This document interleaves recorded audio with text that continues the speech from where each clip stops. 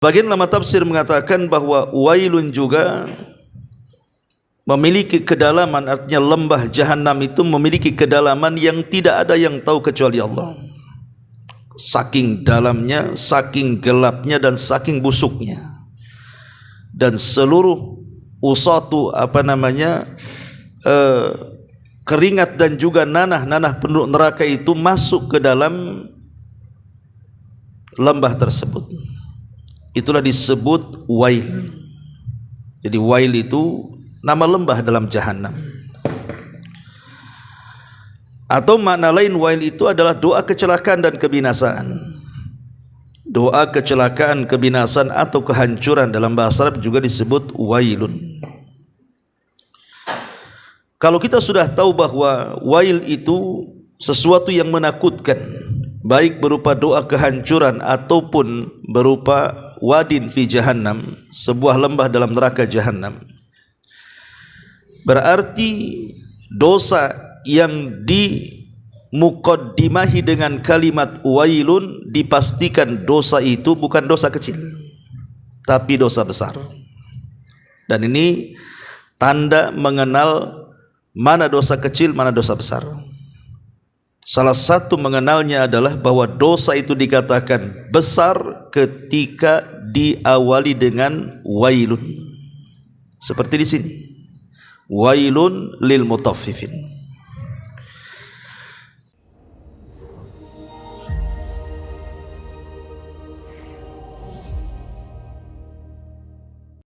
Bismillahirrahmanirrahim. Assalamualaikum warahmatullahi wabarakatuh.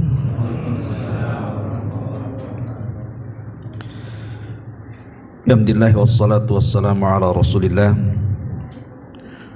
wa ala alihi wa sahbihi wa mawalah wa la hawla wa la quwwata illa billahi wa ba'du. Alhamdulillah, di malam ini kita kembali duduk untuk mengkaji tafsir dari Al-Quranul Karim, dan kita masuk pada surat baru, surah Al-Mutaffifin.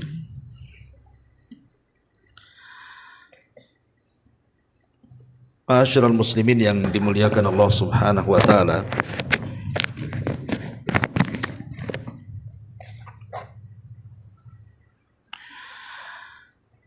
surah Al-Mutaffifin ini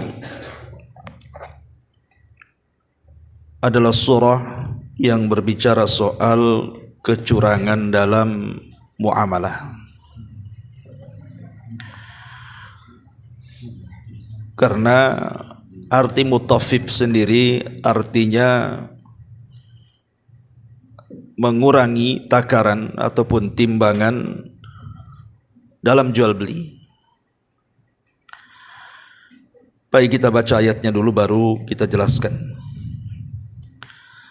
A'udzubillahi minasyaitonirrajim. Bismillahirrahmanirrahim. Wailun lil mutaffifin alladzina idza qtalu 'alan nasi yastawfun wa idza kaluhum aw wazanuhum yukhsirun. Celakalah bagi orang-orang yang curang dalam menakar ataupun menimbang. Orang-orang yang apabila menerima takaran dari orang lain, maka mereka pun minta dipenuhi takarannya. Tapi sebaliknya, apabila mereka menakar ataupun menimbang untuk orang lain, maka mereka justru menguranginya. Ma'asyiral muslimin yang dimuliakan Allah Subhanahu wa taala, Al-Allamah Ibnul Arabi beliau mengatakan, al-mutaffifuna humul ladzina yunkisuna al-mikyala wal mizan. Jadi mutaffif itu artinya orang yang mengurangi takaran dan timbangan. Dan ini masuk pada pencurian. dan juga masuk pada pengkhianatan. Karena dengan mengurang takaran berarti dia mengambil sesuatu, berarti dia mencuri. Dengan tidak amanah ketika meletakkan sesuatu berarti dia khianat. Berarti mutaffif ini jatuh kepada pencurian dan pengkhianatan. Di sini Allah Subhanahu wa taala memulai dengan kata-kata wailun. Apa itu wailun? Sebagian para ulama mengatakan bahwa makna wailun adalah wadin fi jahannam. Dia sebuah lembah yang ada di neraka jahannam. Lau suyyirat fihi jibalud dunya ladabat min syiddati harrihi. Kalau seandainya gunung-gunung di dunia ini ditenggelamkan ke dalam lembah jahannam itu, maka akan mencair karena saking panasnya lembah itu. Itulah wail. Sebagian ulama tafsir mengatakan bahwa wailun juga memiliki kedalaman, artinya lembah jahanam itu memiliki kedalaman yang tidak ada yang tahu kecuali Allah. Saking dalamnya, saking gelapnya, dan saking busuknya. Dan seluruh usatu keringat dan juga nanah-nanah penduduk neraka itu masuk ke dalam lembah tersebut. Itulah disebut wail. Jadi wail itu nama lembah dalam jahannam. Atau makna lain wail itu adalah doa kecelakaan dan kebinasaan. Doa kecelakaan, kebinasaan atau kehancuran dalam bahasa Arab juga disebut wailun. Kalau kita sudah tahu bahwa wail itu sesuatu yang menakutkan, baik berupa doa kehancuran ataupun berupa wadin fi jahannam, sebuah lembah dalam neraka jahannam, berarti dosa yang dimukaddimahi dengan kalimat wailun dipastikan dosa itu bukan dosa kecil, tapi dosa besar. Dan ini tanda mengenal mana dosa kecil, mana dosa besar. Salah satu mengenalnya adalah bahwa dosa itu dikatakan besar ketika diawali dengan wailun. Seperti di sini, wailun lil mutaffifin. Dan kalimat wailun dalam Quran juga banyak. Wailun likulli humazatin lumazah. Wailun likulli affakin azim. Wailun lil mutaffifin. Jadi kalimat wail dalam Quran itu terulang-ulang. Ma'asyiral muslimin wal muslimat rahimani wa rahimakumullah. Baik, kita akan luaskan penjabarannya. Dalam ayat ini sebenarnya Allah Subhanahu wa taala hendak mengisyaratkan kepada kita sebuah muamalah yang berupa keadilan. Jadi kita diperintahkan oleh Allah Subhanahu wa taala untuk berbuat adil. Adil itu artinya meletakkan sesuatu pada tempatnya. Kalau zalim itu sesuatu yang diletakkan bukan pada tempatnya. Allah Subhanahu wa taala berfirman di dalam surah Al-An'am ayat 152. Wala taqrabu malal yatim illa billati hiya ahsan hatta yablugha ashuddah wa auful kaila wal mizana bil qisti la nukallifu nafsan illa wus'aha. Dan janganlah kalian mendekati harta anak yatim kecuali dengan cara yang lebih bermanfaat untuk mereka sampai dia mencapai usia dewasa. Kemudian Allah mengatakan di sini syahidnya, dan sempurnakanlah takaran dan timbangan kalian dengan cara adil. Jadi kalau kita menakar ataupun menimbang, adillah cara menakar dan menimbangnya. Jangan mengurang apalagi kemudian mengurang cukup jauh dari timbangannya. Kemudian juga hal yang sama disebutkan dalam surah Isra ayat 35. Wa auful kaila idza akaltum wazinu bil qistasil mustaqim dzalika khairun wa ahsanu ta'wila. Dan sempurnakanlah takaran apabila kamu menakar, dan juga apabila kamu menimbang, maka timbanglah dengan timbangan yang benar, yang adil. Itu lebih utama bagimu dan lebih baik akibatnya, kata Allah. Kemudian Allah juga mengulang dalam surah Ar-Rahman ayat 7 sampai 9. Was-sama rafa'aha wa wada'al mizan alla tatgaw fil mizan wa aqimul wazna bil qisti wa la tukhsirul mizan. Dan Allah telah meninggikan langit dan dia meletakkan keadilannya, neraca keadilannya, supaya kamu jangan melampaui batas terhadap neraca itu. Dan tegakkanlah timbangan itu dengan adil, dan janganlah kamu mengurangi timbangan tersebut. Lah, ayat-ayat ini menunjukkan bahwa kita disuruh untuk jujur dalam menimbang. Tentu nanti kita akan jelaskan, mutaffif ini bukan hanya sekedar dalam jual beli saja, tapi akan merambah ke semua lini dalam kehidupan kita. Baik muamalah suami istri, baik muamalah soal pekerja dengan bosnya dan begitu seterusnya, sampai kepada tingkat ibadah. Mutaffif ini akan ada di situ. Makanya dosa tatfif ini bahaya sekali. Di dalam Al-Quranul Karim, Allah Subhanahu wa ta'ala menyebutkan tentang bahaya tatfif ini di banyak ayat dalam Quran. Bukan hanya dalam mutaffifin saja yang kita sedang bahas ini. Seperti Allah Subhanahu wa ta'ala menyebutkan dalam surah Hud ayat 85, ketika menjelaskan tentang kisah Nabi Syuaib yang mendakwahi kaumnya Madian. Apa kata Syuaib? Ya qaumi auful mikyala wal mizana bil qisti wala tabkhasun nasa asya'ahum wala ta'thaw fil ardi mufsidin. Wahai kaumku, sempurnakan takaran dan timbangan kalian dengan cara adil, dan jangan suka merugikan manusia, dan jangan sampai kalian melakukan kerusakan di permukaan bumi.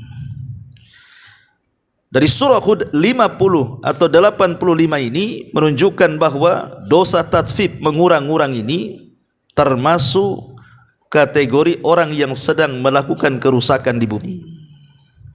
Itu berdasarkan surah Hud ayat 85. Dan dalam surah Ar-Rahman yang tadi kita baca, orang yang suka mengurang-urang itu termasuk orang-orang yang tughyan, orang yang melampaui batas. Wala tatghaw fil mizan. Tatghaw itu artinya melampaui batas, zalim. Ya. Artinya orang yang suka mengurang-urang itu hakikatnya dia telah melakukan kezaliman dan telah melampaui batas. Dan banyak lagi ayat-ayat dalam Al-Quran. Adapun dalam hadis Nabi SAW, Nabi SAW pernah mengatakan kepada orang-orang Ansar, orang-orang Muhajirin. Kata Nabi SAW wasiat kepada orang-orang Muhajirin itu, salah satunya adalah ketika Rasul mengatakan, ya ma'syaral muhajirin khamsun idzabtulitum bihinna wa a'udzu billahi an tudrikuhun. Wahai orang-orang Muhajirin, ingat 5 perkara, jangan sampai menimpa kalian. Kalau menimpa kalian, aku berlindung kepada Allah, jangan sampai menimpa kalian. Salah satunya Rasul mengatakan, walam yungkisul mikyala wal mizan illa ukhidu bisinin wa syiddatil maunati wa jawri sultani alaihim. Tidaklah sebuah kaum mulai mengurang-urang takaran, mengurang-urang timbangan, kecuali mereka akan diazab dengan 3 azab. Pertama, ditimpakan paceklik kepada mereka. Yang kedua, ditimpakan sulitnya ekonomi kepada mereka. Dan yang ketiga, dikuasakan para pemimpin yang zalim kepada mereka. Dan tiga-tiganya ada di negeri kita ini.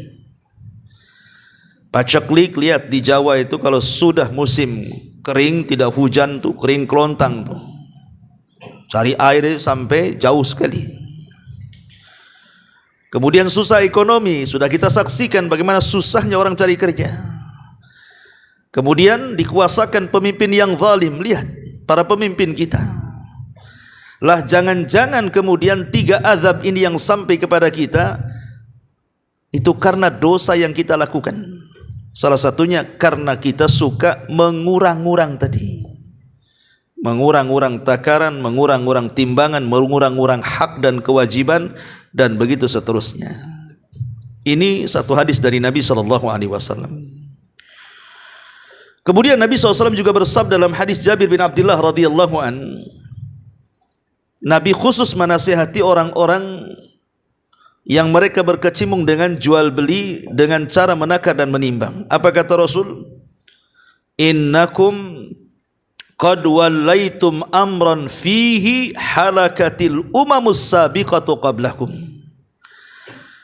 Jadi ketika Nabi melihat ada para pedagang yang mereka berdagang mungkin bahan pokok yang ditimbang dan yang ditakar itu, kata Rasul, sesungguhnya kalian telah dikuasakan satu perkara yang perkara itu terkadang menghancurkan umat sebelum kalian. Maksudnya umat siapa? Umat Nabi Syuaib. Itulah umat pertama kali yang curang dalam jual beli. Makanya Rasul mengisyaratkan seperti itu. Kemudian Nabi SAW juga mengatakan kepada, atau dari Jabir juga, idza wazantum farjihu. Kalau kalian menakar, maka takarlah dengan cara yang baik, dengan cara yang adil. Ma'asyiral muslimin yang dimuliakan Allah Azza wa Jalla, kalau kita melihat asbab nuzul, sebab turunnya surah Al-Mutaffifin ini diceritakan oleh Ibnu Abbas radhiyallahu anhuma. Jadi ketika Nabi SAW hijrah dari Mekah ke Madinah, kita tahu bahwa perekonomian kota Madinah siapa yang menguasai? Yahudi. Yahudi punya pasar namanya pasar Bani Kunaiko. Itu pasar sentral, pasar induk lah kalau kita katakan. Itulah di pasar itulah transaksi jual beli yang dilakukan orang Yahudi. Jadi ekonomi Madinah itu betul-betul dicengkram orang-orang Yahudi itu. Sementara kaum muslimin itu mereka menjadi petani.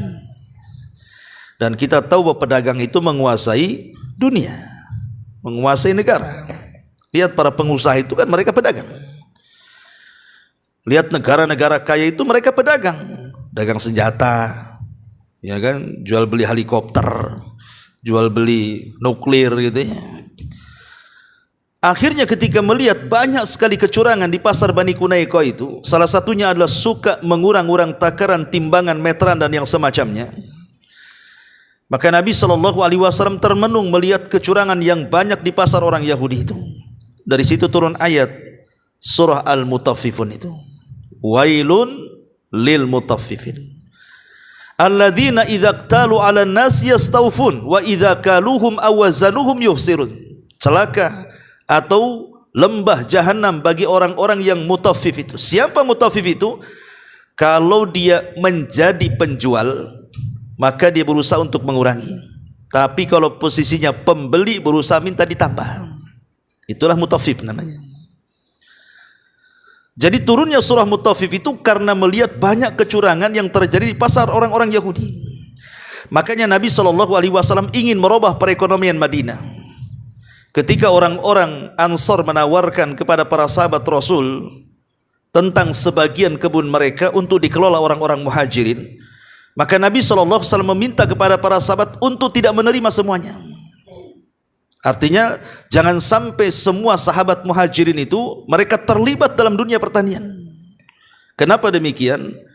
Karena kita tahu orang Mekah itu jago dagang. Orang-orang Mekah itu dikenal jago dagang kan gitu ya. Bahkan dunia perdagangan itu mengalir di urat-urat mereka. Sampai Allah Subhanahu wa taala turunkan surat khusus kepada orang-orang Mekah karena mereka jago dagang itu. Apa suratnya? Li ila fi Quraisyin ila fihim rihlatasyita'i was-saif. Ini surat ini menceritakan tentang kepiawaian dagangnya penduduk Mekah tuh. Mereka punya rihlah perjalanan dagang ke Yaman dan ke Syam di musim dingin dan musim panas tuh. Rihlatasyita musim dingin, was-saif dan musim panas. Kalau musim dingin dia ke Yaman, kalau musim panas ke Syam, ke Palestina sana. Jadi Nabi SAW tidak menghendaki para sahabat terlibat dalam semua perkebunan yang dilakukan orang-orang Ansar, karena Rasul berpikir jauh ke depan. Kalau semua terlibat dalam perkebunan, ekonomi dipegang Yahudi. Makanya Rasul meminta orang-orang yang jago dagang itu jangan terlibat dalam dunia perkebunan, dunia pertanian. Betul, akhirnya Nabi SAW merencanakan sesuatu, membuat pasar di samping pasarnya Bani Kunaiko. Ketika Rasul membuat pasar, sempat diobrak-abrik pasarnya oleh orang-orang Yahudi. Tapi Nabi SAW tidak pernah putus asa. Dia betul-betul buat lagi pasarnya di samping persis pasarnya orang Yahudi. Kemudian Nabi SAW membuat aturan-aturan Islam di situ yang memudahkan bagi para pedagang dan yang memudahkan bagi para pembeli. Tidak ada curang-curang di situ. Bahkan Rasul melarang tidak boleh mengambil upah sewa. Siapapun yang datang duluan, maka dialah dapat setannya di situ. Kalau kita kan tidak, di pasar sudah ada setannya masing-masing kan. Di zaman Rasul siapa duluan di situ itu dapat tuh. Kalau kita yang pagi-pagi di situ di tempat orang diusir antum. Kalau zaman sekarang bahkan dikutip bayaran lagi. Ya. Zaman Rasul tidak. Kemudian Nabi SAW menasihatkan para sahabatnya, rahimallahu rajulan samhan idza ba'a wa samhan idza ishtara. Semoga Allah merahmati seseorang yang mereka memudahkan cara membeli dan cara menjual. Jadi Rasul meminta agar semua dimudahkan. Dan Nabi SAW minta supaya takaran dan timbangan itu dilebihkan, bukan dikurangi. Jadi kalau seandainya di pasar Yahudi itu beli gandum 1 gantang kemudian dikurang, kalau di pasarnya kaum muslimin itu beli gandum 1 gantang malah dilebihkan. Lama-lama pelanggan kaburlah kan begitu. Satu persatu, bahkan orang Yahudi pun akhirnya membeli di pasar kaum muslimin. Ma'asyiral muslimin yang dimuliakan Allah Subhanahu wa taala. Sering saya katakan kepada antum ikhwan, kenapa tatfif ini sampai diancam sedemikian rupa dengan lembah yang ada dalam jahanam coba. Padahal sebenarnya tatfif ini juga kalau dilakukan oleh seorang pedagang itu tidak mengenyangkan. Umpamanya antum jual duku, kemudian ada orang yang beli duku 1 kilo, antum kurangilah umpamanya setengah on. Kemudian antum makan yang setengah on itu, apa mengenyangkan? Kan tidak mengenyangkan. Atau mungkin jeruk 1 kilo antum ambil 1-2 jeruknya, 2 jeruk antum makan lu nggak mengenyangkan. La yusmin wa la yughni min ju'. Tetapi kenapa kemudian diancam sedemikian rupa dengan firman-Nya wailun, sebuah lembah dalam jahanam coba. Apa rahasianya? Karena begini ikhwan, yang namanya penjual dan pembeli itu kita tidak tahu siapa mereka. Kita jadi pembeli, kita tidak tahu siapa penjual. Antum jadi penjual, antum tidak tahu siapa pembeli. Boleh jadi mungkin pembeli yang membeli sesuatu kepada antum, mereka orang-orang miskin, mereka orang-orang yatim, mereka orang-orang yang tidak punya. Atau boleh jadi mungkin yang membeli nampak pakai mobil, tapi tujuannya mungkin membelikan untuk panti asuhan, untuk disumbangkan kepada fuqara wal masakin. Kita tidak tahu. Ya, tiba-tiba kita curangi, maka hakikatnya ketika mencurangi dalam jual beli itu, Anda sedang memakan harta anak yatim, Anda sedang memakan harta fakir miskin, Anda sedang memakan harta orang lain dengan cara batil. Itu yang menjadikan kemudian disebut wail di sini. Atau kita balik, antum sebagai pembeli ini, kadang-kadang pembeli ini latah, kadang-kadang terutama dalam dunia jual buah-buahan kan. Kadang ada mama nih biasanya kan, itu datang ke jual buah-buahan, pamannya rambutan, duku, itu main ambil saja itu. Katanya nyicipi, takut tak manis nanti tak jadi beli. Itu yang dicicipi itu kadang-kadang bukan 1-2 kan, sampai kenyang pula dia cicipi di situ. Anda sedang beli tengah rampok sebenarnya. Jadi kadang-kadang mencicipi 2 jeru ataupun 2 rambutan atau 2 duko, ketika rasanya tidak enak, akhirnya apa? Tak jadi beli. Lah yang sudah makan Anda nggak bayar. Yang sudah dimakan tuh nggak dibayar, langsung pergi saja. Lain kalau seandainya penjualnya itu ngasih sampel, bolehlah makan di sini. Berarti sudah diizinkan kan? Kalau belum ngasih sampel atau belum diizinkan, jangan coba-coba mengambil, atau dengan bahasa boleh nggak saya cicipi. Kalimat boleh nggak saya cicipi ini itulah masuk pada apabila menjadi penjual pengen ditambah tuh. Ya. Nggak, langsung aja kita ngomong sama penjualnya, bang manis apa enggak bang? Manis. Kalau kita yakin dengan dia berhusnudzon lah beli. Ya. Tapi kalau nggak yakin nggak usah beli, kan selesai itu. Karena kita tahu namanya pedagang itu tidak semua orang kaya. Terkadang mungkin dia pelayannya di situ, dia bukan bosnya. Ya. Terkadang juga dia mungkin keluarga miskin, kita tidak tahu. Kalau dia orang miskin berarti kita sebagai pembeli itu menzalimi dia, kan begitu. Makanya kenapa dunia tatfif ini dilarang keras dalam Islam, sampai Allah turunkan ayat khusus al-mutaffifin ini. Wailun lil mutaffifin. Alladzina idza qtalu 'alan nasi yastawfun wa idza kaluhum aw wazanuhum yukhsirun. Ma'asyiral muslimin yang dimuliakan Allah Subhanahu wa taala, baik kita akan bicara soal bahaya-bahayanya dulu. Baru kita contohkan dengan contoh yang luas. Pertama nih, bahaya tatfif. Yang pertama, at-tatfifu sababun li sukhtil jabbari. Bahwa tatfif itu sebab mengundang murkanya Allah Subhanahu wa taala. Makanya lihat kaum Syuaib ketika mereka melakukan kecurangan dalam jual beli di pasar-pasar mereka, apa yang terjadi? Fakadzabuhu fa akhadathhumus rajfatu fa asbahu fi darihim jathimin. Turun azab kepada mereka. Turun azab kepada mereka, datang gempa bumi yang hebat, akhirnya membunuh mereka, jasad-jasad bergelimpangan di rumah-rumah sendiri. Ini kan menunjukkan tatfif ini bisa mengundang azab Allah Azza wa Jalla. Kemudian yang kedua, Allah akan mengadab di dunia dengan 3 azab tadi yang saya sebutkan dalam hadis, bahwa akan dikuasakan pemimpin-pemimpin zalim, akan disusahkan ekonomi dan pekerjaan, bahkan juga akan dikuasakan kekeringan. Sekalipun hujannya tidak bawa berkah, justru hujannya malah membawa bencana gitu ya.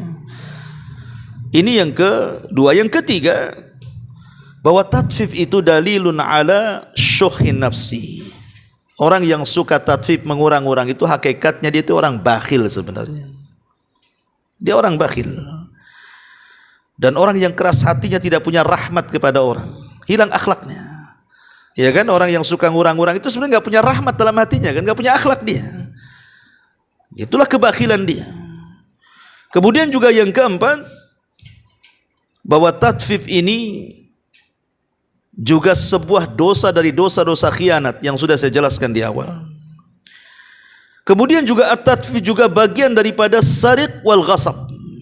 Dia masuk dalam dunia pencurian dan juga dunia ghasab. Kemudian juga tatfif juga yatasabbab fi ifsadil alaqati baina afradil mujtama'.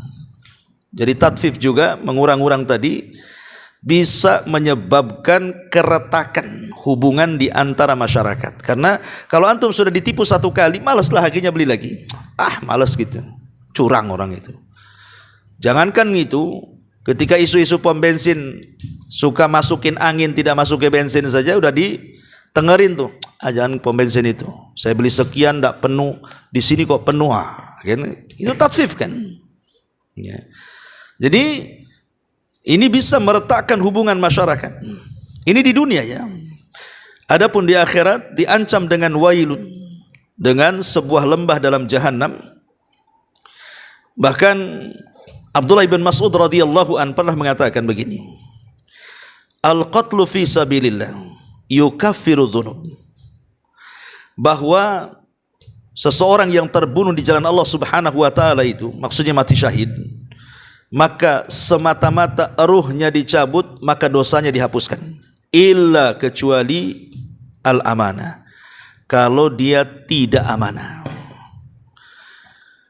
Kemudian Abdullah bin Mas'ud mengatakan, yu'ta bil abdi yaumal qiyamah, akan didatangkan seorang hamba pada hari kiamat, padahal dia terbunuh di jalan Allah, mati syahid maksudnya.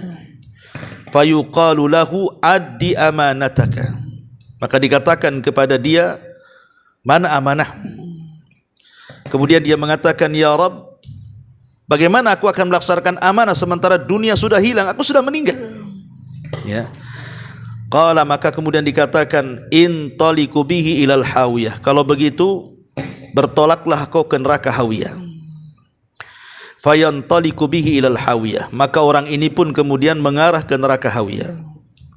Wa tamatsala lahu amanatuhu ka hay'atiha yauma dafa'at ilaihi fayaraha fayarifuha fayahwi fi athariha hatta yudrikaha, ila akhir perkataannya Abdullah bin Mas'ud. Kata beliau, maka tiba-tiba amanah itu dibentuk seolah-olah itu dirinya saat di dunia.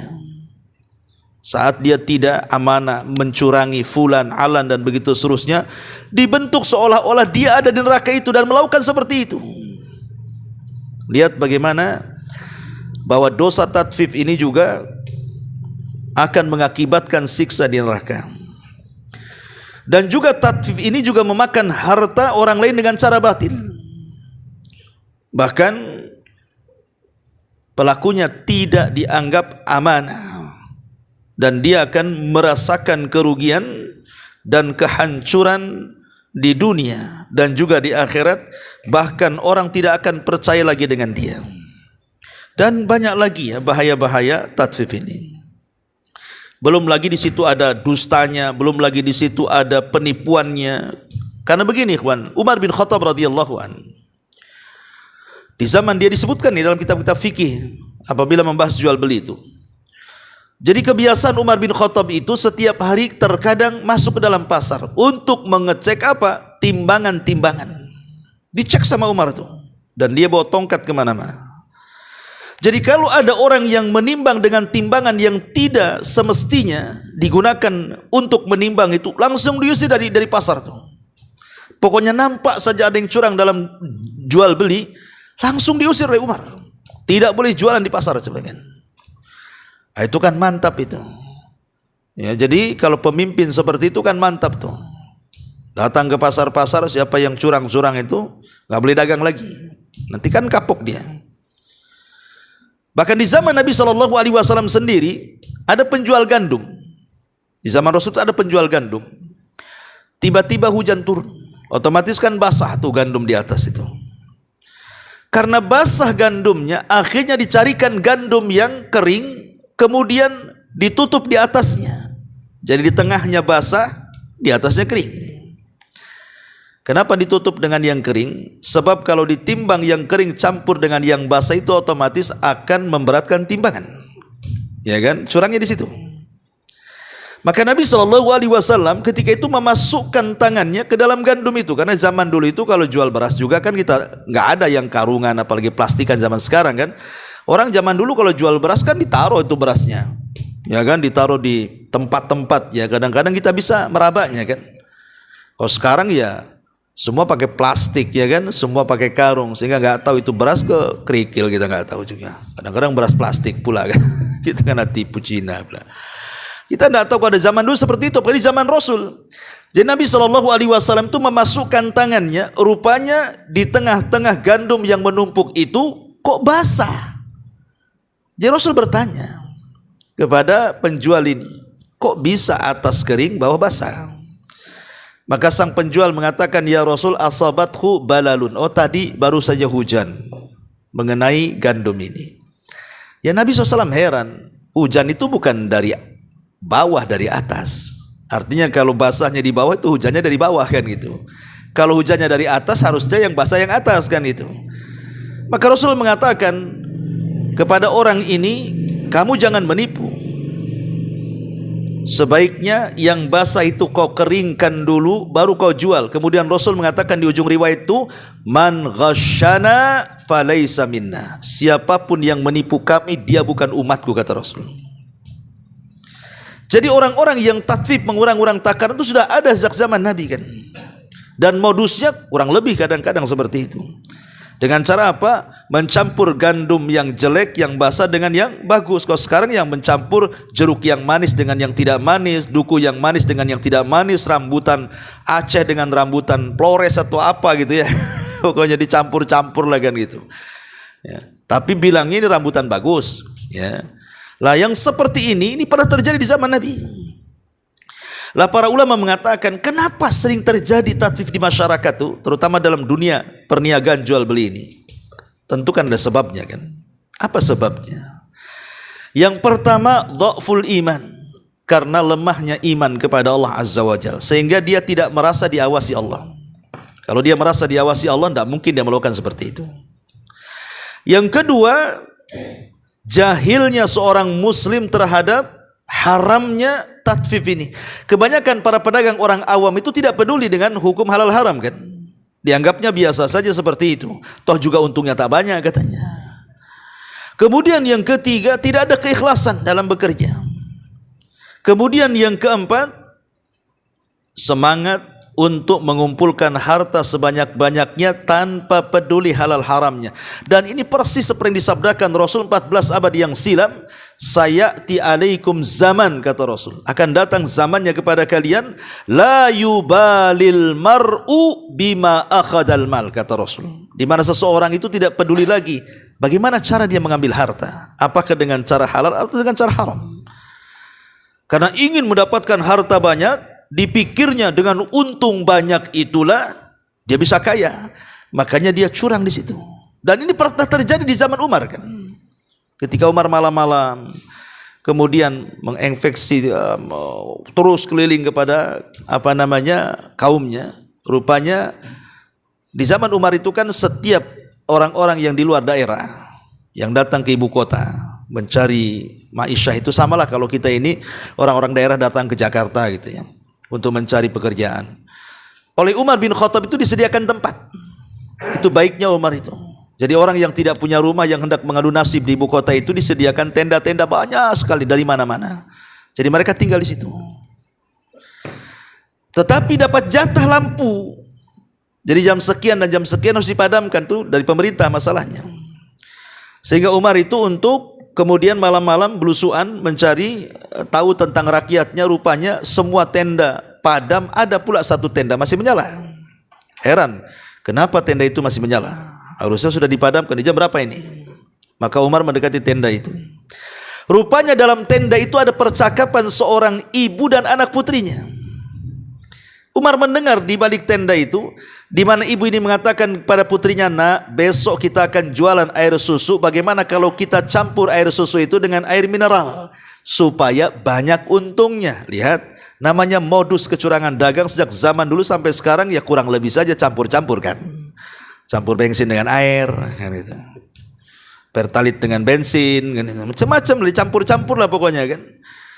Kemudian ibu ini mengatakan supaya banyak untungnya. Nah, lihat, supaya banyak untungnya. Dikiranya curang itu membawa keuntungan besar. Tapi karena anak gadisnya anak soleha, dia nasihati ibunya dan mengatakan, Bu, bukankah Amirul Mukminin Umar melarang curang dalam dagang? Kata ibunya, kan Amirul Mukminin tidak tahu. Dia nggak tahu Amirul Mukminin ada di balik tenda tuh. Ya, kata putrinya, memang dia tidak tahu, tapi Amirul Mukminin itu punya Rabb, punya Allah, dan Rabbnya Amirul Mukminin juga Rabbnya kita, pasti tahu. Langsung masuk ke dada Umar tuh. Dan takjub dengan wanita soleha tadi. Artinya di zaman Umar itu namanya kejujuran itu sudah langka. Itu di zaman Umar loh ya. Kejujuran itu sudah langka, apalagi zaman sekarang tuh. Sampai melihat kejujuran seorang wanita itu tergerak Umar pulang. Dikumpulkan semua anak laki-lakinya. Kemudian mengatakan kepada anak laki-lakinya, siapa di antara kalian yang siap menikah katanya. Maka bangkitlah Qasim ibnu Umar dan mengatakan, saya wahai abi. Kalau begitu ikut besok. Diajaklah Qasim ibnu Umar melamar gadis dalam tenda itu. Apa enggak terperanjat itu ibunya. dan mengatakan, ya Amirul Mukminin, aku nggak jadi campur air susu. Disangka mau ditangkap tuh. Disangka mau ditangkap. Kata Umar, tidak, aku tidak akan menangkapmu. Aku tertarik dengan anak gadismu. Kulamar anak gadismu untuk anak laki-lakiku, Qasim ibnu Umar. Nikah akhirnya. Dari pernikahan nih Qasim ibnu Umar dengan wanita solehah yang jujur tadi, Allah berikan keturunan seorang wanita namanya Laila. Dari perut Laila inilah lahir seorang pemimpin yang adil dunia, Umar bin Abdul Aziz. Lihat bahwa keberkahan dalam hidup itu melahirkan keturunan yang saleh. Taib, ma'asyiral muslimin yang dimuliakan Allah Azza wa Jalla. Jadi kenapa sampai terjadi tatfif? Salah satunya tadi karena terbayang ingin kaya. Kemudian yang kelima, ada mutatbikil ahkam, karena tidak mempraktekkan hukum-hukum dalam Islam ini. Kebanyakan di pasar-pasar itu sudah nggak peduli.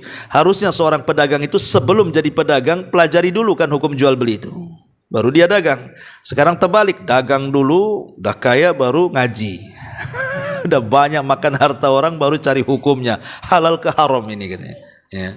Kemudian yang nomor 6, muraqabatu asdiqais su'i, murafaqatu asdiqais su, karena ya teman-temannya ya curang, ya ikut curang akhirnya. Itu penyebabnya karena teman-teman yang curang.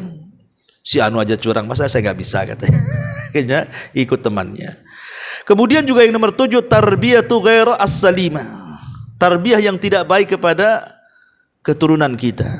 Ketika bapaknya seorang pedagang curang, malah diajarkan pula kecurangannya kepada anak-anaknya. Akhirnya ya keluarga curang lah. Dan yang lebih parah lagi, adamur ridha birizkillah wa adamul qanaah, karena belum merasa ridha dengan rizki Allah dan belum menerima pemberian Allah. Sebenarnya ikhwan, kalau kita ini mau ridha dengan pemberian Allah, daganglah dengan cara jujur. Ya.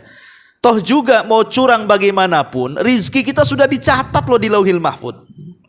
Kalau memang dapatnya sekian, Anda mau curang pun tetap dapat sekian. Apa yang mau dicurangkan sebenarnya? Anda maling, Anda mau jual beli dengan cara halal, toh di Lauhil Mahfuz lah sudah dicatat. Bahkan ketika kita dalam janin perut ibu kita saja, malaikat sudah dicatat rizki kamu sekian. Udah ada jatahnya. Lah kalau semua rizki sudah dijatah, lalu buat apa kemudian curang? Seperti yang terjadi kepada seorang pengemis yang datang kepada Amirul Mukminin Ali radhiyallahu an. Kemudian Ali menjanjikan akan memberikan uang 400 dirham.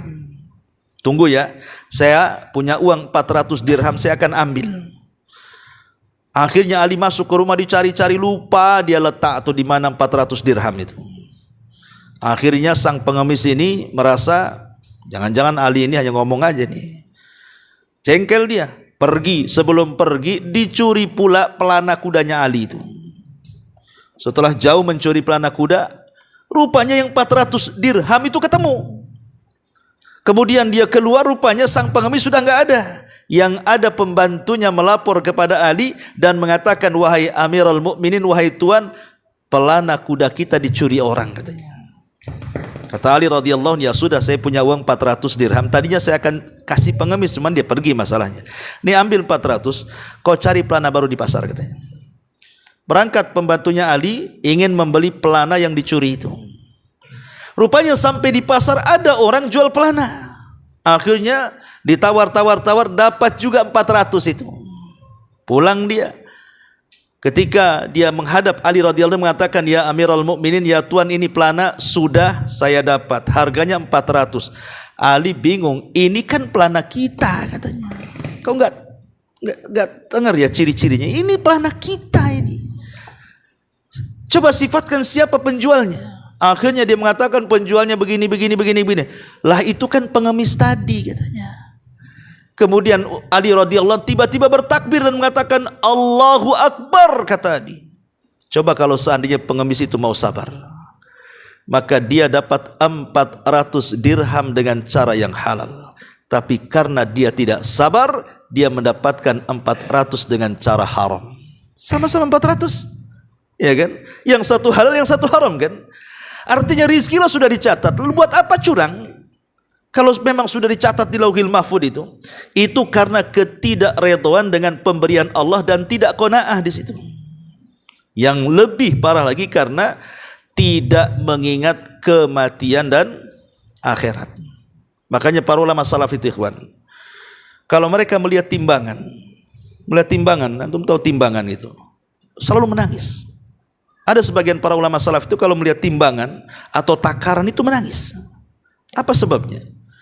Karena dia teringat dengan timbangan kelak pada hari kiamat dan takaran pada hari kiamat, bahwa siapapun yang mengurangi timbangan di dunia, maka dia akan kurang timbangannya di akhirat. Siapapun yang mengurangi takarannya di dunia, maka dia akan dikurang takaran di akhirat. Karena kita ini akan mati, dan setelah mati kita akan dibangkitkan, dan setelah dibangkitkan kita akan dihisab, dan setelah dihisab kita akan diletakkan timbangan di situ. Jadi para ulama salaf kalau melihat timbangan diingatkan dengan akhirat tuh. Harusnya yang hari-hari nampak timbangan, sebagai Anda sebagai penjual yang menggunakan timbangan dan takaran tuh, harusnya kan hari-hari dilihatkan timbangan tuh. Harusnya lebih terpikir lagi bahwa di akhirat ini akan ada timbangan yang seperti ini. Berarti orang yang curang dalam menakar dan menimbang itu karena dia tidak pernah mengingat akhirat, bahwa di akhirat ada timbangan sebagaimana kita menimbang di dunia. Kalau kita kurang, maka kurang juga kebaikannya. Kalau kita berbuat baik, maka kita juga akan berat timbangannya. Ma'asyiral muslimin yang dimuliakan Allah Azza wa Jalla.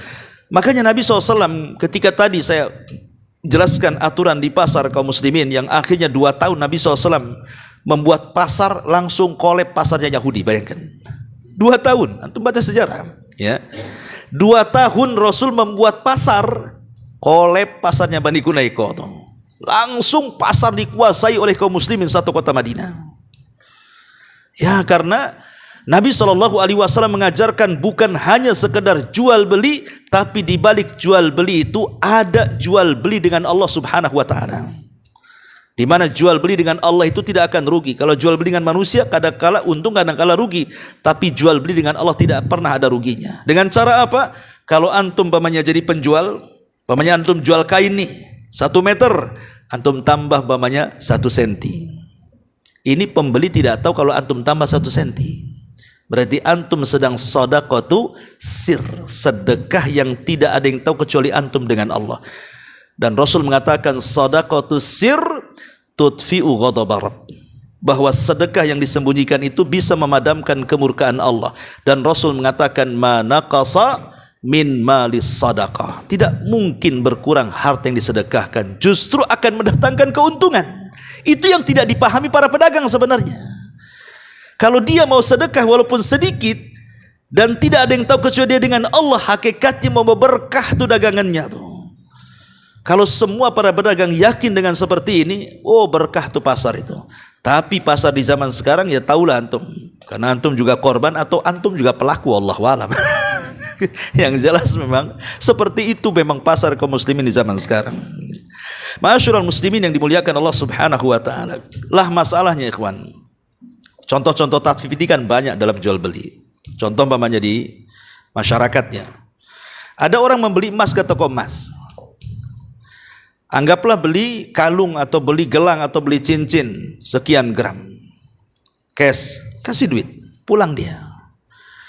Qadarullah kemudian sampai di rumah, tiba-tiba ada musibah yang membutuhkan uang. Akhirnya terpaksalah kemudian emas itu dijual lagi pada hari yang sama ke toko yang sama. Apa yang terjadi? Kata penjaga toko, oh beda harga jual dengan harga beli. Kurang ajar nggak tahu? Itulah tatfif namanya. Oh, hari itu juga dia beli emas, hari itu juga dijual ke toko emas yang sama. Apa kata penjualnya? Harga jual dengan harga beli beda. Ya kalau bedanya hanya sedikit saja, ini bedanya kadang-kadang langit bumi. Ini tatfif namanya. Ini banyak terjadi seperti ini. Ya kan, banyak kan terjadi seperti ini. Ya juga bukan jual beli emas saja. Umpamanya antum dealer motor, baru beli motor cash, tiba-tiba dijual ke antum lagi harganya lebih murah. Apakah tatfif itu? Kecuali kalau udah pakai lama kan gitu ya. Ini contoh dalam jual beli. Ya. Kalau yang curang-curang itu antum sudah di YouTube lah nampak kan itu ya. Itu yang mengurang takaran, mengurang timbangan, mengurang meteran, curang-curang itu sudah ma'ruf di masyarakat kan. Bahkan saya masih kecil-kecil itu saya lihat di pasar-pasar itu banyak diganjal tuh sama kardus tuh biasanya timbangannya itu. Nah sekarang ini terkadang timbangan bukan timbangan kayak orang dulu, tapi sekarang sudah timbangannya sudah elektrik kan. Taruh keluar angkanya. Saya pernah lihat beli buah itu, ini masih jalan tuh angka nih, belum pas gitu ya, udah diambil pas 1 kilo bang katanya. Kita diam aja kan itu. Ini kan terjadi seperti ini, ya. Atau kadang-kadang dia kurang nih, mungkin kurang berapa gitu kan. Itu kadang-kadang main digenapkan aja harganya tuh. Kalau yang digenapkan timbangannya mantep, ini enggak, harganya yang digenapkan sementara barangnya itu tidak genap. Ini tatfif namanya. Jadi banyak di masyarakat yang seperti itu dalam jual beli. Dan ikhwatu fillah muliakan Allah Azza wa Jalla, tatfif ini sekali lagi bukan hanya mencakup jual beli saja, tapi juga mencakup ke masalah ibadah dan muamalah. Contoh masalah ibadah. Ya. Terkadang kalau kita ini membeli sesuatu untuk kebutuhan kita nih, terkadang kita tidak terpikir kan, berapapun kalau antum memerlukan sesuatu, butuh dengan sesuatu, barang sesuatu, pasti main beli. Ada orang-orang yang seperti itu. Pokoknya kalau sudah punya keinginan ingin beli ini, main beli. Nggak peduli mau uang berapa saja. Itu karena kepentingan pribadi. Tapi coba kalau kepentingan Allah Subhanahu wa taala, bersedekah umpamanya. Terkadang kita mikir ketika bersedekah itu kan. Terkadang ada barang-barang disedekahkan itu yang kita saja tidak mau pakai, orang lain pula suruh pakai. Umpamanya ada orang yang menginfakkan pakaian lah, pakaian ini sudah buruk-buruk, ya, sudah tidak layak pakai sebenarnya. Diinfakkan dia, yang seandainya dia suruh pakai pun tak mau. Nah, ini kan tatfif namanya. Lah kalau urusan pribadi, makan sak makan-makannya ke restoran manapun, berapa bang? 1,5 juta, main bayar. Kenapa? Ini mantap makanan, bisa diulang, bisa ini, enak nih. Ketika ada orang yang betul-betul berhajat, mungkin tetangga kekurangan, butuh makan, ya kadang-kadang kasih aja lah 1 bungkus nasi padang, cukup lah tuh katanya. Ini kan sebenarnya kan masuk juga pada dunia tatfif seperti ini. Ya. Ataupun umpamanya solatnya. Terkadang kalau seseorang itu menghadap mungkin pejabat tertentu di negeri kita kan, entah bupati, entah wali kota, mungkin entah menteri, entah apa, yang di situ ada wartawan atau kadang-kadang kita ini kalau menghadap mereka itu ya tak mungkin juga pakaian asal-asalan ya kawan. Pasti pakaian yang bagus, apalagi disorot kamera, pasti ngomongnya juga hati-hati kan itu ya. Gayanya santun, pokoknya betul-betul dibuat pencitraan lah antum di hadapan pejabat itu. Tapi ketika datang waktu sholat, kemudian antum menghadap Allah Subhanahu wa taala, lebih parah lagi. Kadang-kadang enggak peduli dengan pakaian pun tak peduli. Dengan gerakan pun tak peduli. Dengan bacaan pun enggak peduli. Main cepat aja kayak ayam lapar dikasih beras. Nah ini kan tatfif namanya kan. Ketika berhadapan dengan manusia kok bisa dia setelannya luar biasa, berhadapan dengan Robnya manusia kok tidak seperti itu. Atau dia lebih daripada itu. Ini tatfif dalam ibadah namanya kan. Atau namanya contoh yang lain yang mudah puasa. Ada orang-orang itu yang mungkin penampilannya ingin bagus, terutama kaum hawa kan. Kadang-kadang kalau diet itu bisa dia diet. Bisa dia lapar-lapar. Tapi datang Senin Kamis tak bisa pula dia puasa. Tapi kalau untuk penampilannya, dia bisa diet itu. Sampai bukan hanya siang malam pun tak makan. Ya. Supaya kurus itu, giliran sudah puasa tak mau. Nah ini kan aneh, ini tatfif juga dalam ibadah namanya. Atau umpamanya contoh haji lah. Kalau kita ini umpamanya jalan-jalan dengan keluarga ke Singapura, ke Australia, udah uang itu dah nggak peduli itu. Yang penting senang anak, senang istri dah, keluar aja semua, ratusan juta itu. Giliran suruh umroh saja tak mau. Apalagi haji, umroh saja yang mungkin nggak seberapa uangnya bagi orang yang punya uang, tak mau pula dia. Ini tatfif namanya. Nah ini namanya tatfif dalam dunia ibadah. Ya, dalam dunia ibadah seperti itu. Dan juga dalam dunia muamalah. Dalam dunia muamalah seperti dalam hubungan suami istri. Ya. Ketika kemudian istri banyak menuntut kepada suaminya, nuntut nafkah seperti itu kan tiap bulannya harus ada yang dimakan, ada yang diminum dan yang lainnya. Giliran suaminya meminta hak kepada istrinya, contoh hubungan badan dan yang lain sebagainya, ditolaknya. Ini tatfif namanya. Pandai menuntut hak tapi tidak pandai menunaikan hak namanya. Ini masuk juga tatfif kategorinya. Atau umpamanya kita punya anak perempuan.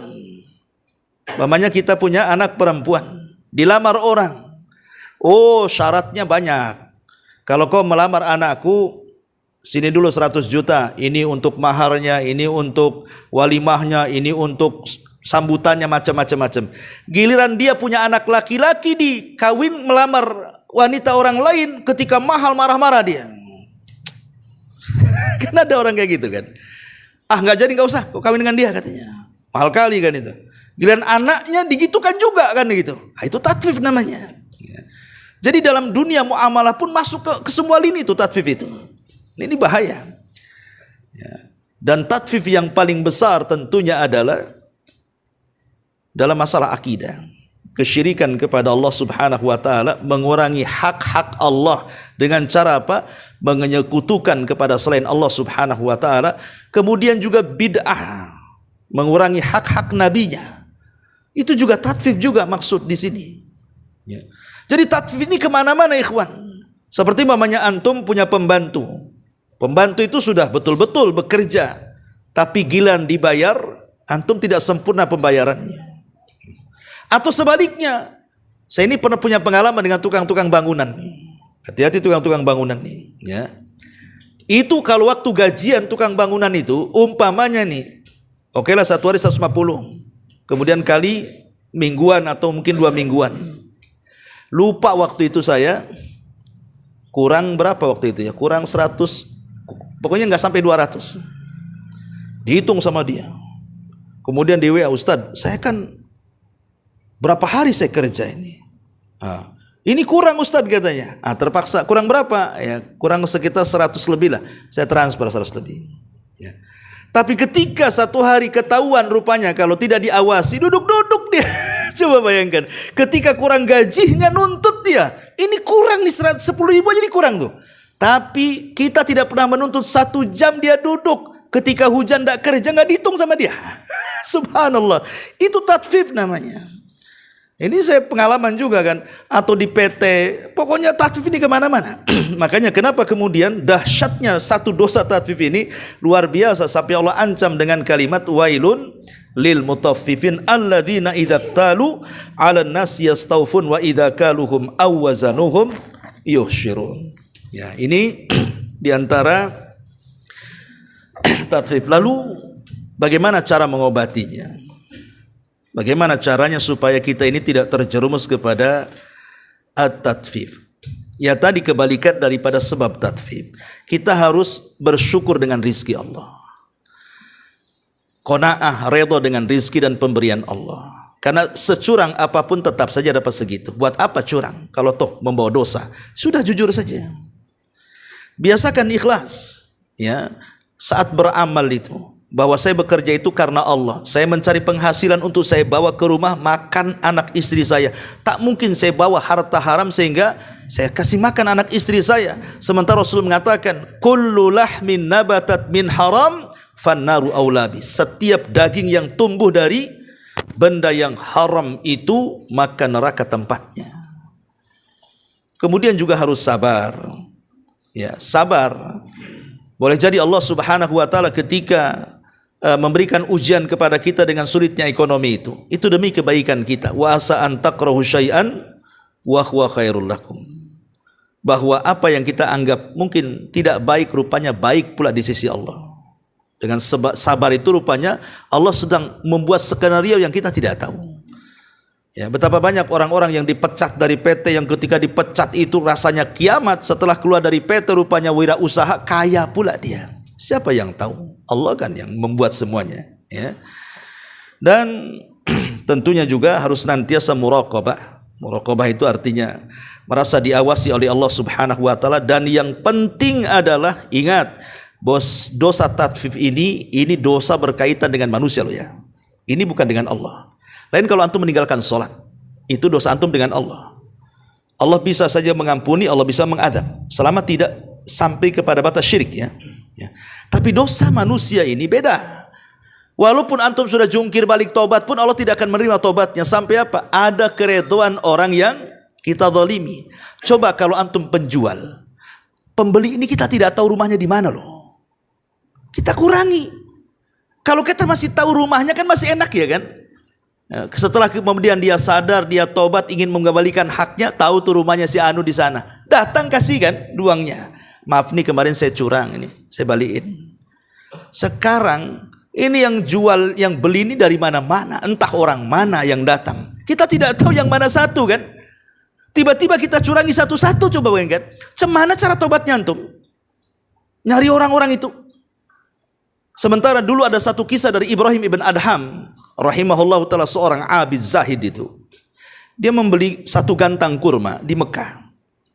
Tiba-tiba kemudian di balik gantang itu ada 1-2 butir kurma. Disangka Ibrahim ibn Adham itu kurma yang jatuh dari gantang, diambil dimakan.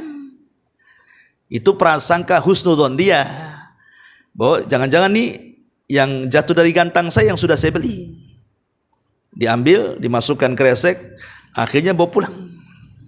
Setelah itu dia safar ke Palestina untuk iktikaf di Masjidil Aqsa. Selama iktikaf Ibrahim ibn Adham ini tidak pernah merasa tenang hidupnya.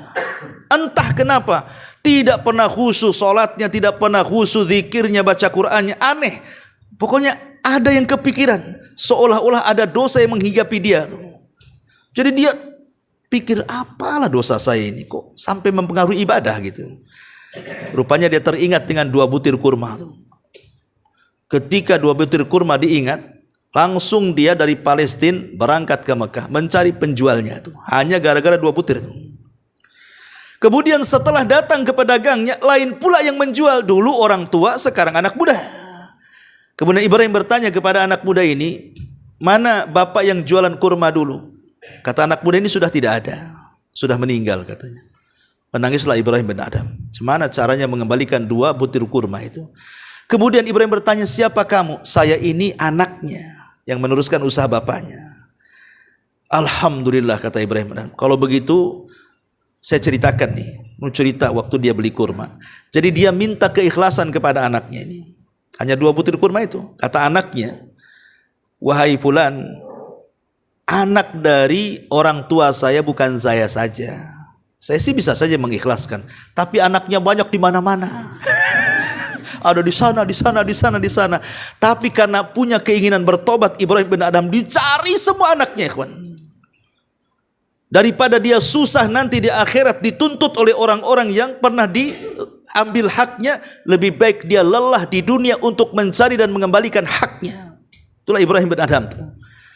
Jadi di sini bahwa cara tobatnya, ingat bahwa kita nanti akan bangkrut pada hari kiamat. Takutnya kalau kita mengambil hak orang lain dengan cara tatfif itu, kita termasuk orang-orang yang masuk dalam sabda Rasul, atadruna mal muflisu hadhil ummah. Tahukah kamu siapa orang bangkrut dari umat ini? Rupanya orang yang membawa pahala banyak di hadapan Allah, di sisi lain juga membawa dosa yang banyak. Maksudnya dosa dengan manusia, mengambil hak orang lain, dan begitu seterusnya. Ya, intinya merasa diawasi. Ingat jangan sampai kita ini bangkrut. Kemudian berdoalah kepada Allah Subhanahu wa taala dengan doa yang dianjurkan Nabi SAW, Allahumma kfina bihalalika an haramik. Ya Allah, cukupkan yang halal saja, jauhi yang haram dari kita, dan yakinlah bahwa rizki Allah itu tidak akan kemana. Wallahu a'lam bishawab. Ini diantara muqaddimah surah Al-Mutaffifin. Kita sampai ke 3 ayat aja. InsyaAllah kita minggu depan kita lanjutkan. Taib sampai di sini. Kalau ada yang bertanya silakan.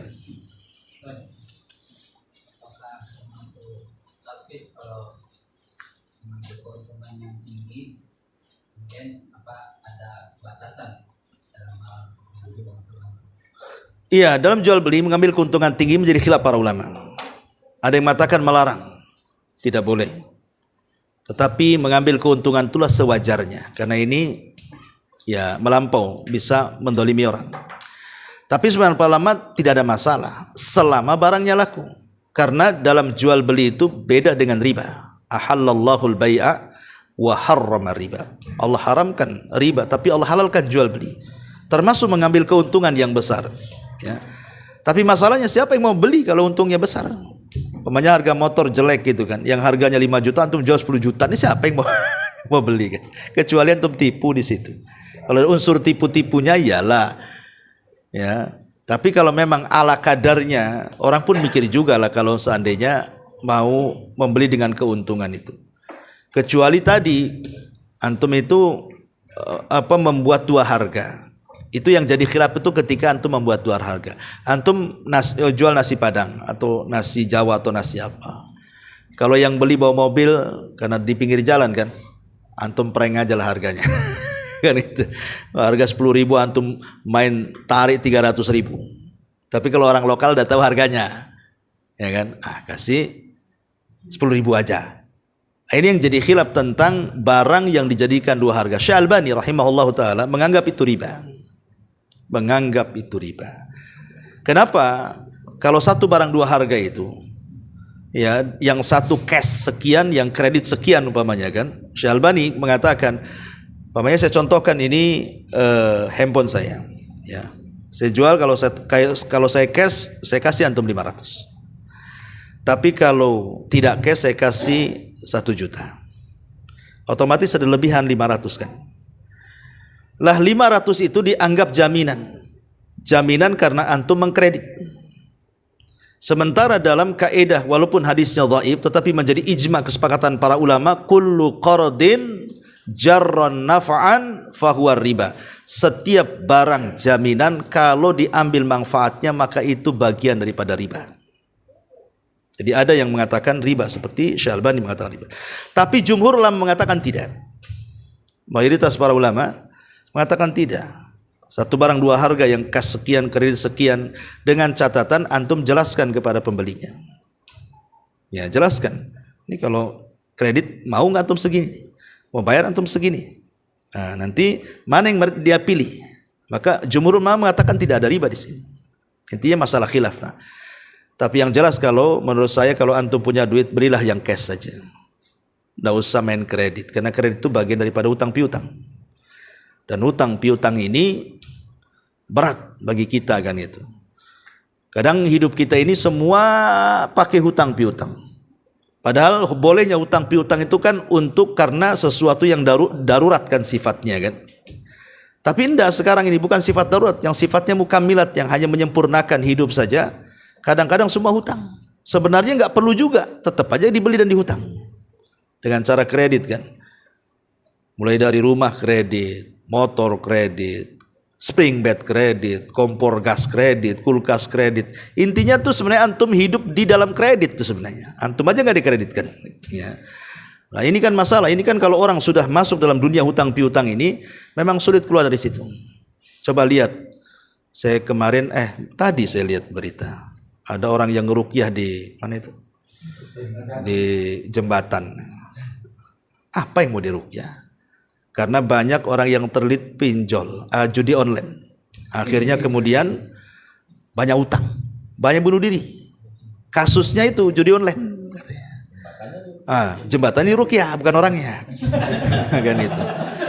Ya, kadang-kadang rukyahnya pun ya aneh juga kan itu ya. Ya rukyah tempat itu ada, sebagian lama membolehkan, tapi kan ada kefiahnya, ada caranya. Ya, jadi kecuali memang tempat-tempat itu memang angker di rumah kita kan itu, angker kan itu. Ya sementara di jembatan itu tidak semua orang bunuh diri, banyak orang jualan di situ, banyak orang jalan ke situ. Yang bunuh diri itu yang kena judi online aja karena banyak utang kan, sampai ditulis spanduk jangan bunuh diri di sini. Gitu. Ada juga yang kemarin bunuh diri gagal kan? Ada. Bunuh diri dia, nyemplung. Rupanya pandai berenang pula dia. Coba akhirnya ditangkap oleh yang nolong itu. Ya, itu akan aneh itu bunuh diri gagal. Iya. Berkaitan dengan tadi. Kalau misalkan orang terakhir yang pakai motor misalkan 150, yang pakai BRI 1.500, gimana? Ya tadilah tarifnya BBM. Bukan. Terapi. Terapi apa? Ya, anggaplah misalkan akupunktur lah apalah istilahnya. Oh. Ya sama lah dengan cara tadi untuk jual nasi itu. Ini yang datang ini namanya berduit nih, antum prank aja lah. 300 kan itu satu bungkus. Ini orang lokal, janganlah ketahuan nanti. Nah, ya sebaiknya itu dalam usaha itu ya samakan saja. Samakan saja sih kalau menurut saya itu ikhtiyatnya. Walaupun tadi kalau kita melihat kepada fatwanya Syalbani dan juga pendapat jumhur ulama kan berselisih di situ tentang dua harga kan. Ada yang mengatakan riba, ada yang mengatakan tidak riba kan itu. Ya, tapi kalau seandainya ingin selamatnya ya cari yang selamat sajalah. Samakan aja harganya supaya tidak masuk pada perselisihan ulama gitu maksudnya. Tapi kalau antum yakin pendapat jumhur yang kuat ya tidak apa-apa. Tapi jangan mengambil rukhsahnya para ulama untuk keuntungan. Ya. Wallahu a'lam.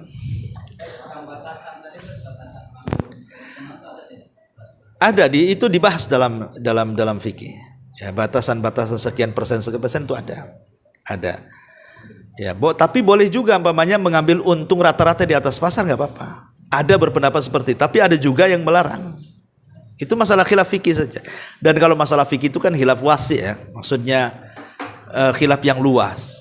Kita tidak bisa juga menekan pendapat satu dan menyalahkan pendapat yang lain kalau sudah urusan fikih ini. Wallahu a'lam. Taib, subhanakallah bihamdika, asyhadu an la ilaha illa anta astaghfiruka wa atubu ilaik. Allahu ta'ala alam. Assalamualaikum warahmatullahi wabarakatuh. Intinya bahwa tolong berakhlak kepada Allah. Membahas tafsir dari surah Al-Imran.